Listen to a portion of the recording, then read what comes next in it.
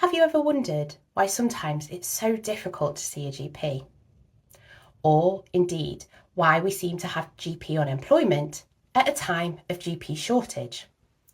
This book answers these questions. As part of our Christmas manifesto, DA UK have sent this book and a history of the NHS to MPs who sit on the Health Select Committee and to all MPs who are doctors. Our 10-point manifesto for general practice highlights the current issues we're facing. Here's a quick look at what some of these issues are. It's gone up from £153 a month to £164, £65 a month. But in real terms, if you compare that with inflation, that's about a 20% cut, because actually £153 in today's money is £200 per patient per year. And this is the reason why actually some practices can't afford to employ GPs. You may have read the story this week about a GP registrar who applied for work at Tesco's because he couldn't get a job as a GP, the job he trained to do. A few weeks ago, we heard about another GP who got a job as an Uber driver for similar reasons. We're hearing about GPs using food banks, contacting medical charities for support.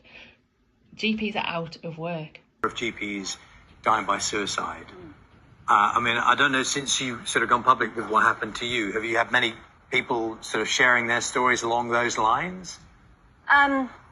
Not me personally. I think there is still, especially with the healthcare professionals, we don't consider ourselves to be human. Other people, and to admit that we're weak and that we're not strong enough is quite a hard thing to do. So I think people tend to hide it a lot and keep it to themselves. Do you mean... One of the biggest things from our side that could be done is to take the NHS off the political agenda. So the NHS isn't a political football. It doesn't depend on party politics, and that means that there's more stability, there can be a longer term plan for health, and it doesn't just rely on short term sound bites that look good for elections, which maybe are never fulfilled.